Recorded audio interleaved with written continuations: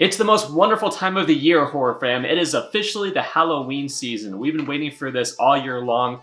Halloween is the time for us horror fans to shine. In fact, it feels like a holiday meant specifically for us because it's a celebration of all things dark and spooky. And I could not be more excited, guys. I mean, Halloween is something I look forward to all year long. Although, let's be honest, if you're a true horror fan, you pretty much celebrate Halloween every day of the year. Let's not kid ourselves. But there are so many things I like to do this time of year. I like to put up, spooky decorations around my house, and I had a lot of fun doing that this year. I actually had my nephew over, and he helped me put up a lot of really cool Halloween decorations, and I am really, really happy with the results. I just have so many cool setups in this house. I even made like this little cemetery in the front room. I have a scarecrow, I have a couple of tombstones, I even have, this evil-looking jack-o'-lantern guy, and it just looks so awesome around here. But another thing I like to do this time of year is watch horror movies. Of course, horror movies are my jam. And every year, something I like to do is I like to pick at least 12 horror movies to watch throughout the month of October. Horror movies that I actually haven't seen yet. And I know what some of you might be thinking, only 12 horror movies? Some of us watch horror movies every day of the month. Unfortunately, I don't have that kind of time. I'm kind of a busy guy. Between working full-time in a movie theater and working on videos and other productions, outside of the workplace, I just got a lot on my plate. So 12 is kind of the sweet spot for me. But, it got me thinking, there are so many horror movies set around Halloween that, a lot of people haven't heard of. More obscure horror movies that, I think audiences need to be more aware of. And of course, you have the classics. You have the original Halloween, you have Trick or Treat, you even have newer Halloween classics like Terrifier and Terrifier 2. But what are some of the more underappreciated horror movies that are set around Halloween time? Well guys, I compiled a list. I have 5 underrated horror movies set around Halloween. These are movies that are definitely worth checking out. They are a lot of fun to watch and they have a lot of artistic merit to them. Some of them, in my opinion, rival even the classics. There's one awesome 80s horror film on here that I think rivals perennial classics like A Nightmare on Elm Street, if I can be completely honest. But that's what I'm going to be talking about today, guys. I'm going to be talking about some underrated horror movies for you to watch this time of year. Maybe you've seen them all, maybe you haven't, and this isn't going to be scripted or anything. This is pretty much just me shooting the shit. But guys, let's go ahead and get started. The first movie on my list is The Guest, directed by my man, Adam Wingard. So before this really intense movie, actor Dan Stevens was pretty much known for being that fancy dude from Downton Abbey, but here he plays a freaking Terminator. He's an actual human being, but he might as well be a Terminator. He is an unstoppable killing machine, and in this movie, he plays this supposed war veteran who is good friends with this mother's dead son, and he goes home to pay his respects to the family of this dead soldier, and the entire movie is pretty much him, getting close to this family. Eerily close, I might add. There's a scene where he hangs out with a teenage son in a bar, and it gets a little uncomfortable. But what I really like about this movie is Dan Stevens' performance. He is just so intense, he is so chilling. There's a scene where he is just by himself in a bedroom, sitting on the edge of his bed, and it looks like he's recharging his batteries. He looks like a Terminator going into rest mode. And the climax takes place in this, haunted house. You've got some spooky decorations, and Adam Wingard is a filmmaker who is very good at capturing, that old school aesthetic. This feels like a film that could have come out in the 80s. It just has that feel to it. And another thing I like about this movie is that it keeps you guessing. It does have some twists and turns, and Dan Stevens is a complete badass. And for those of you who have watched Longlegs this year, you might recognize actress Micah Monroe. She was in this movie. She plays the teenage daughter, and she's really good. She's the smart, suspicious teenage daughter who isn't buying into Dan Stevens' act.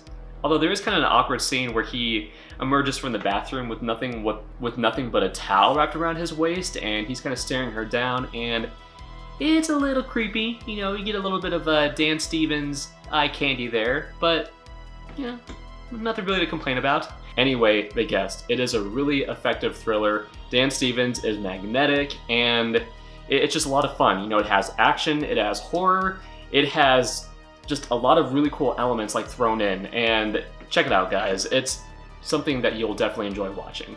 The next movie on my list is a really cheesy but super fun 80s film called Trick or Treat.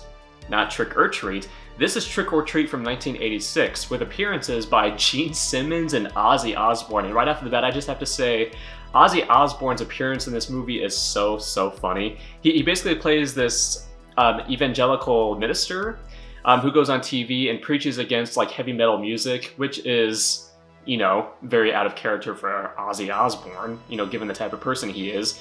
But that's just a really funny thing to see. But I did mention earlier that I do have a film on this list that could rival such 80s classics as A Nightmare on Elm Street, and Trick or Treat would be that film. Yeah, it's cheesy, it's silly, it has some really ridiculous moments, but it also has some really kick-ass sequences as well. Sammy Kerr is like this heavy metal, you know, demon who, you know, comes back to life to, you know, haunt this town, a la Freddy Krueger, and you know, he has a really cool look. You know, he's like this heavy metal rock and roll dude, and, you know, complete with the long curly black hair, and he has some really cool, you know, moments in this film. There's a scene where he literally like reaches through like this television, grabs an old woman by the throat, and disintegrates her. Just seriously awesome. And I can also relate to the main character of this movie, because the main character of this movie is this teenage kid who is really into heavy metal music, but he's kind of an outcast. You know, he is heavily bullied by the kids at his school.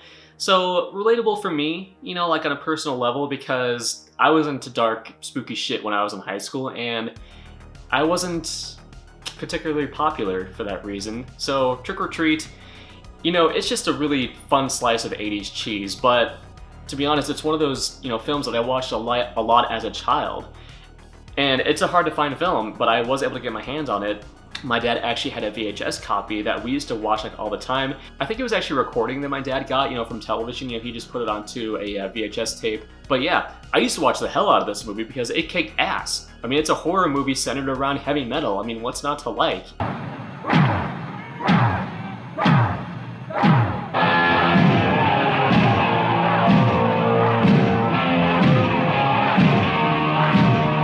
And to be honest, I think Sammy Kerr deserves to be mentioned in the same sentence as 80s horror villains like Freddy Krueger and, you know, Jason Voorhees. You know, I want to see more Sammy Kerr costumes around Halloween time. I just want to see a bunch of Sammy Kerrs walking around. You know, I think we need to make Sammy Kerr more of a thing, guys. He's really cool. Now, the next film on my list is a little bit more recent. It actually came out last year, and that would be 2023's Cobweb. Now, this is a film I knew little to nothing about initially. I had no idea what the premise was. I didn't even know it was a movie set around Halloween, but the YouTube channel Red Letter Media actually devoted an entire video to this movie, and it sounded really intriguing. And just the fact that it takes place around Halloween time, I was definitely sold. But in this film, you have Anthony Starr, aka Homelander, which, by the way, that dude is insanely good at playing creepy characters. I mean, he just has this maniacal look to him. You know, he just oozes menace, and he has this really intense stare, this stare that would give anyone the shivers, and he was appropriately cast in this movie because he plays this really creepy, psychotic dad who mentally and sometimes physically abuses his son. He's married to Lizzie Kaplan, who plays the mother, and she is just as psychotic as he is. But basically the plot of this movie, they have this young son, this poor kid who goes through so much in this movie.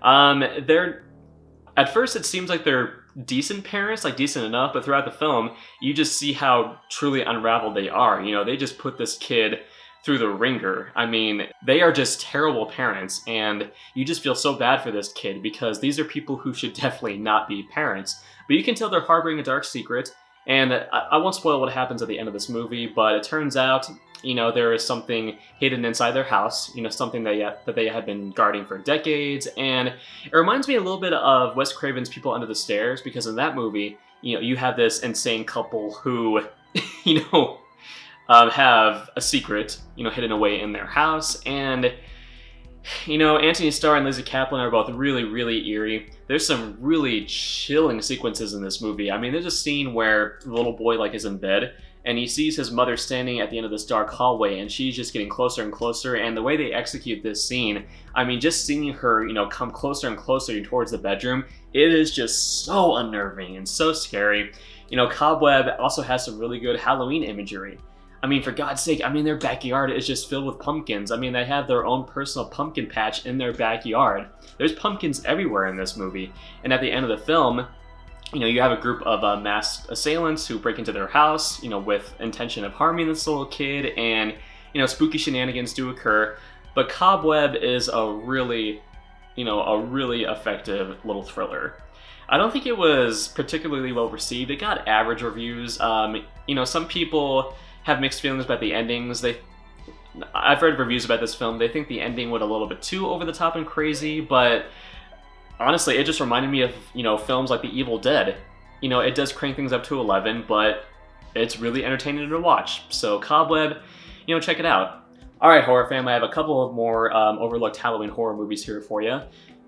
These films are kind of similar because they involve like Halloween attractions, but the first film is Hellfest, which is a fun little slasher flick that came out in 2018. It's about this group of teens who decide to go to this really elaborate Halloween carnival, and of course there's a killer there. And I just have to say this. One thing I appreciate about this movie is the ending, because let's just say that you find out something about this killer that is wholly unexpected, but it's honestly kind of wholesome. So there's that. And, just like the sets in this movie, I mean, the theme park in this movie, it's like this really cool looking Halloween theme park. This would be the most amazing Halloween theme park ever. If this thing exists in real life, this would be so much fun to attend. I mean, they have like carnival rides, they have games, they have attractions, they have a guillotine show hosted by none other than Tony Todd. I mean, what's not to like about this carnival? I mean, it has like everything. It is a true feast for Halloween and horror fans. But there's also some like pretty, cool kills in this movie.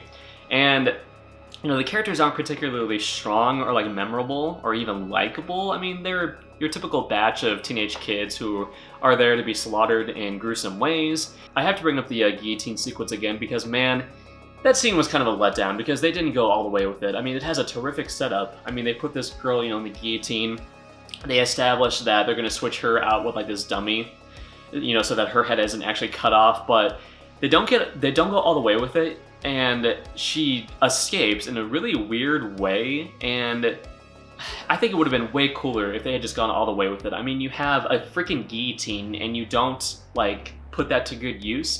I mean, come on. But, there's some cool kills in this movie, and another thing I like about this movie is you're constantly guessing where the killer is actually at, because the theme park employees wear the exact same mask that the killer does. So you're constantly looking around, seeing if the killer is actually present. Sometimes he is, sometimes he isn't. But like I said earlier, this film is just filled with awesome Halloween imagery. And I really wish Hellfest actually existed because I would go to that every freaking year, no matter how dangerous. I mean, if I lost my life, I mean, it would be, it'd be a cool way to go out. But hey, I mean, that's what us horror fans are all about. We're all about taking risks, and we're all about embracing the dark side of reality. So yeah, I would have a blast in a place like this. And the last film I have on my list, which also takes place at a haunted attraction, is 2019's Haunt, produced by Eli Roth. But this is another film that features a group of party-going teenagers who want to track down the most hardcore haunted attraction that they can, and they come across this haunt that is located in the middle of nowhere, run by these masked individuals. Each of them has a different look. There's one person dressed like a witch, there's another person dressed like a demon. Once they take the masks off, you get to see their true form, and they're actually kind of scary looking. They have like these, spikes, coming out the tops of their heads. But this is a movie in which the haunted attraction just looks so much fun, minus all the bloodshed and murder. Because, when they first get there, they have to sign, these waivers, they have to abandon their cell phones, which is pretty typical at a place like this. I've been to numerous haunts where I had to sign waivers because the actors were allowed to actually touch you. But there were just like so many cool looking rooms like in this haunt. I mean, there's like this really, neat looking maze. They walk into a room in which they see a witch, burning a girl's face with like a hot poker, and there's just some really cool like set design in this movie. And as someone who really loves going to haunts, this film was a really good time for me. Because I've been to places like this, I've been to numerous places like this, and the thing about haunts is you're kind of at the mercy of people who, for all intents and purposes, could actually harm you, especially at these places where you could sign waivers. So, this film does tap into that a little bit, the fact that some random haunt could actually be, run by real-life serial killers. And this movie was directed by Scott Beck and Brian Woods, who actually wrote A Quiet Place, directed by John Krasinski, and I'm assuming they were able to make this movie because of the success of that film, but I'm glad they did, because it's just so much fun to watch, you know? I wish we could get more Halloween films that take place at haunted attractions. I know there's already quite a few out there, but I just want more, because I just love films set in this kind of location. And Hell House, by the way. Hell House is a really creepy, effective found footage horror movie, and if I had to give an honorable mention, it probably would be Hell House, LLC. And if you're afraid of clowns, go into that film knowing that you'll be subjected to some really, really creepy clown imagery, because, ooh, yeah, just thinking about it, you know, gives me the chills. But yes, guys, those are 5 underrated horror movies set around Halloween time. Definitely check all of these out, guys. They're not as well known as some of the classics, but, you know, me personally, I like discovering new movies that I can watch every October, and these are worth rewatching over and over again, at least in my opinion. Some of these I've already watched multiple times. But yeah, guys, those are 5 films that I think deserve more attention, you know, this time of year. I'm sure I'm missing like a lot. I mean, I know there's there's quite a few horror films set around Halloween time. So, you know, if you have any picks, you know, please sound those off in the comments down below. I would love to hear about which movies you like to put in this time of year. And also let me know what streaming services you like to use. Do you like to use Shudder? Do you like to use Max? Are you Netflix people? You know, let me know. I'm kind of curious about that, because I am currently subscribed to many streaming services, and I mean, there's a lot to watch, a lot to discover, especially for us horror fanatics. But guys, Halloween is just around the corner, and I am just getting so pumped. I mean, this is our time. You know, this is the time for us horror fans to really shine, you know, like I was saying earlier. So get out there, you know, have some fun, you know, eat some candy, watch some good horror movies, go to some really cool haunts. There's a lot of worthwhile haunts in the state of Arizona. I'd like to go to a couple, actually, some that I haven't been to before. But guys, the spooky season is here. I'm not gonna lie, I won't be able to make as many videos as I do this time of year, because I've just been so incredibly busy. In fact, I'm going on vacation soon. I'm actually going to be taking a trip to Michigan at the end of this month. I'm actually going to be hitting a convention. And yeah, I just got a lot on my plate, but I wanted to at least make a couple of videos for you guys this month. My next video, I'll be talking about none other than Terrifier 3, starring a clown that you may have heard of. I think his name is, I think it rhymes with Part, I think.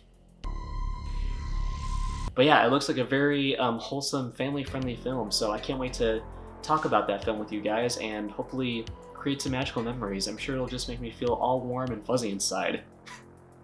I'm just kidding, guys. I mean, I've talked about Terrifier multiple times on this channel, but can't wait to talk about that with you guys. If you liked what you saw here, please subscribe to my channel, Round the Clock Frights, for more horrific content. Have a very scary day, boils and ghouls. Have fun, stay safe, and as always, stay spooky. Happy Halloween, guys.